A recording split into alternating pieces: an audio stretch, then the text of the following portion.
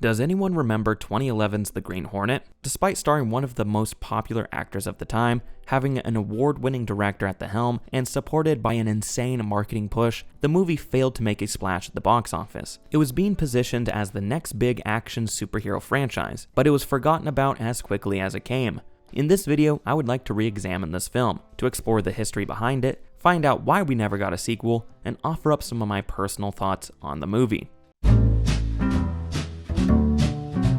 For those unaware, 2011's The Green Hornet is based on the 1930s radio program by the same name, created by George W. Trendle, Fran Stryker, and James Jewell. The character has been adapted several times in comics, movie serials, and TV, with the most popular iteration most likely being 1960s television show starring Van Williams as Britt Reed and Bruce Lee as Kato. However, the feature film adaptation that we saw in the early 2010s first began to arise back in the 90s. Universal Studios hired Chuck Farrer to write a Green Hornet script way back in 1993. Soon after, Rich Wilkes was brought on to rewrite the script with George Clooney attached in the lead role. But this version never happened, as Clooney dropped out in order to star in 1997's The Peacemaker. Both Mark Wahlberg and Greg Kinnear were being looked at for the lead role, with Jason Scott Lee in negotiations as Kato, who actually kind of played the character before, as he played Bruce Lee in the movie Dragon: The Bruce Lee Story. In early 1997 is when Michel Gondry entered the picture as the director, who up to this point had only directed music videos and advertisements, so this would have been his feature film debut.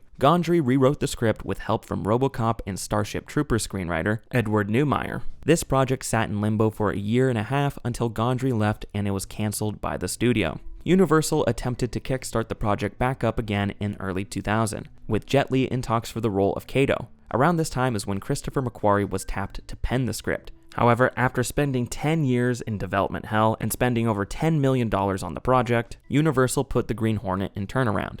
This sparked a bidding war among other studios over who would sweep up the rights, with Miramax Films eventually winning them. In February of 2004, Kevin Smith was hired to write and direct this new iteration of the film. Smith had made decent progress on the picture, as a month later he approached Jake Gyllenhaal to star in the flick, and by November he reported that he had written 100 pages. However, in early 2006, Smith announced that he was no longer attached to the project, as it's reported he was unprepared to tackle a movie of this size. Although it is worth noting that he went on to write the Dynamite Entertainment comic book, Green Hornet, in late 2010, which is based on his unused movie script. After this version of the film fell through, producer Neil H. Morwitz acquired the rights and optioned a new adaptation to Columbia Pictures in March of 2007.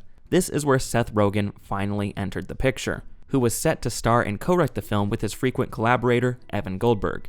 Rogen described the tone of this version to be a buddy action movie with humor, like Lethal Weapon and 48 Hours. In September of 2008, Columbia Pictures announced the release date of June 25th of 2010, and Hong Kong star Stephen Chow signed on to both direct and co-star as Kato. Chow would later drop out as director due to creative differences, but he still stayed on as an actor. This is when Michel Gondry returned as the director over a decade after he was initially slated to helm the project back in '97. In the time between these two different Green Hornets, he would direct and co-write the critically beloved hit Eternal Sunshine of the Spotless Mind, which he would get an Oscar for co-writing. The project would run into another hiccup in July of 2009, when Chow had to drop out as Kato due to scheduling conflicts. A month later, it was announced that Jay Cho would play Kato, and the release date was pushed back to July 9th of 2010. As for the main villain, Nicolas Cage was in talks for the role. However, he dropped out due to creative differences. Allegedly, Cage wanted to do the role with a Jamaican accent, much to Gondry's dismay.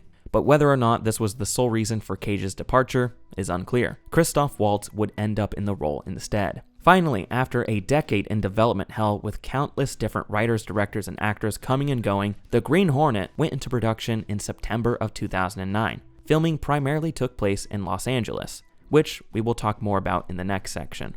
By the end of production, the budget was estimated to be around $110 to $120 million. The studio went all out when it came to marketing the film. We had brand deals with Carl's Jr. and Dr. Pepper, we had tie-in video games for iPhones and Androids, we even had a Green Hornet-themed Mythbusters episode. They were trying the best they could to make this the next big thing. The release date was pushed back again to December 22nd of 2010, before it was rescheduled for a final time to January 14th of 2011. This was to allow more time for Sony to convert the film to 3D, which was the big fad at the time. In its opening weekend, the Green Hornet made $33 million, coming in at number 1 in the box office. In the US, it went on to make $98 million, and overseas it made $129 million for a total worldwide gross of $227 million. This means it wasn't necessarily a box office bomb, but it also wasn't a smash hit. Because keep in mind, that original budget figure doesn't account for marketing, distribution, or the theater's cuts. All in all, it failed to live up to the studio's expectations, so the likelihood of a second film was thrown into question. Speaking of which, whatever happened to that sequel, and what exactly went wrong? In 2012, producer Neil H. Morwitz stated that the film would not get a sequel since it cost too much to make and didn't gross enough money to warrant a follow-up. There were choices made during the production of the film which led to the budget becoming too big for no reason. First off, the producers insisted on filming in LA rather than a tax-friendly state, which is a mistake we saw the Joker sequel also make, which ballooned the budget of that film too. Additionally, the decision to convert the film to 3D not only pushed the release date back, but it also added $10 million onto the budget. If they didn't make these mistakes, it could have been deemed a financial success. Not only did the countless release date changes show little confidence in the project, but the date they did decide to drop the film on also solidified that fact. January and February are often referred to as dumping grounds because that's where studios drop their bad movies. Dropping your big tentpole superhero movie there instead of summer, like what was originally planned, was an odd decision. It also doesn't help that the critical response to the movie was a bit underwhelming. It currently holds a 45% critic and a 43% audience score on Rotten Tomatoes, a 5.8 out of 10 on IMDb, and a 39% score on Metacritic. So it's not like this movie had a huge fan base out there clamoring for another film. The final nail in the coffin is that Seth Rogen had a terrible time making the movie and would never return to the franchise. Here's a quote from a 2013 interview. "We got excited about the prospect of having that opportunity to make a big mainstream film, that we did it. Being completely naive as to exactly how much of what makes us good would be basically stifled and evaporated merely by signing on to do a movie of that budget and that rating. While we were making it, it was a nightmare." Rogen also discussed where he thought the film went wrong, and many of which I agree with. One problem was the choice of director. Don't get me wrong, Eternal Sunshine of the Spotless Mind is amazing, but up to this point in his career, the biggest budget Gondry had worked with had been $20 million. Throwing a blockbuster-type budget at an indie filmmaker can be a gamble, as sometimes it works and they can adjust to the new workflow, but other times they can't quite make that jump. And with Gondry, it was the latter. Additionally, there was very little oversight when it came to the big action set pieces, while the script was under a microscope and judged at every turn. Here's another quote from Rogen from comicbookmovie.com. "It's weird what risks they're willing to take. The script is under great scrutiny. The lines, the characters, the dialogue. He should have a father. It should be this. It should be that. We just wanted to get it made and not waste all this time. And then things like the action sequences, which is really where all the money's getting spent, go under no scrutiny whatsoever. No one looks at it.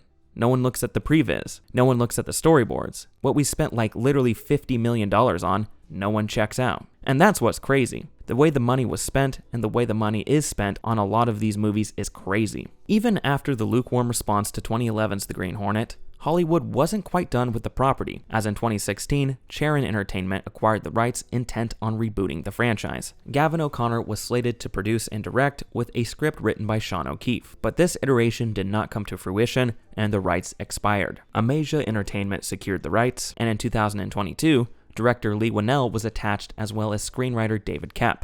And as of the time of this video, this is the last update we've heard on the project. So whether or not this adaptation will see the light of day is uncertain. Now that we know the complicated history and legacy behind the film, I would like to offer up some of my personal thoughts on the project and explain why I think it fails as a movie.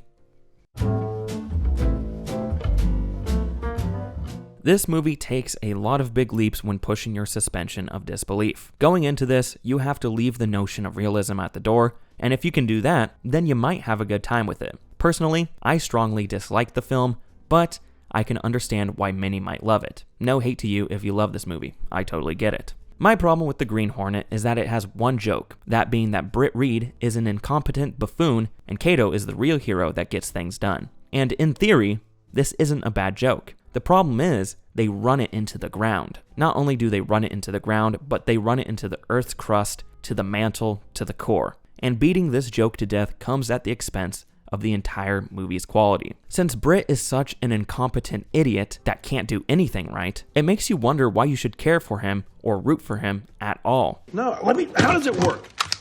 Shit! Like, he's not even an idiot in the endearing way where you can still cheer for him since he's the underdog. He's a rich kid that has a bunch of money that he doesn't deserve and is kind of a jerk to everyone around him. And this would be totally fine if he had a more satisfying character arc where he learns the error of his ways, but he doesn't. Him and Kato have a little fight and Britt admits that he was a jerk, but other than that, he doesn't change all that much. And him being an idiot wouldn't even be that bad if there was at least one thing, just one thing, that he was good at that other characters aren't, so he could feel important to the story. But this dude can't do anything. How does it work? And on top of everything, he is just unlikable, so it makes the whole film frustrating to watch. I love Seth Rogen, and he has made great films before, but he majorly dropped the ball in this movie, both as a writer and as an actor. He is totally miscast in the role, as his comedic style isn't clicking, and he has very little chemistry with any of his co-stars. It feels like he's overacting to make up for the fact that he is a wrong fit for this type of character. Also, spoiler alert if anyone cares, but they do a twist where David Harbour's character was actually the main villain all along, which totally fails and you can see it coming from a mile away. During the climax of the story, the movie has to stop and explain the backstory and fill you in on his evil plot. But that's not the only clunky exposition, oh no, as the film is chock full of it. The people in this movie don't feel like real people. They feel like exposition machines which are only there to get us to the next plot beat, and it comes off as extremely lazy. Christoph Waltz is majorly underused in this film. I don't like how he basically doesn't interact with our main heroes at all. He talks a little bit to Kato,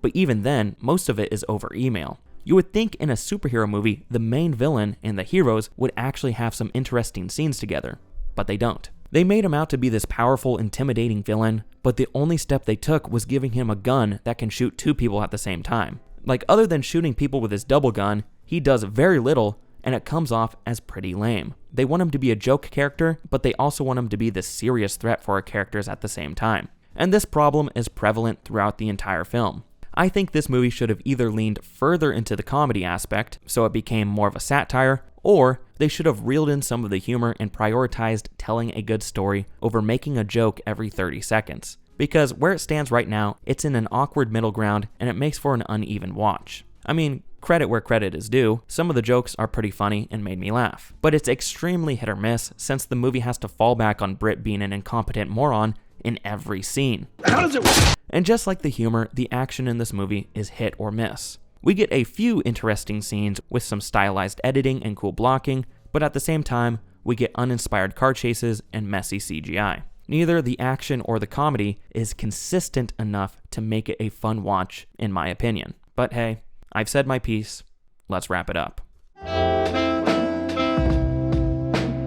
The Green Hornet was a movie that was in the works for many, many years. After burning through tons of different directors, writers, and actors, we finally got to see the iconic character come to life with Seth Rogen. But the movie was less than stellar, cost way too much money, received mediocre reviews, got disappointing box office numbers, and was quickly forgotten about. So that's the long and complicated story behind 2011's The Green Hornet. Yet another franchise that never was. But what are your thoughts on the film? Have you seen it? I'd love to know in the comments below. This has been Tom from Isenhart Productions, and thank you so much for watching. I'll see you next week.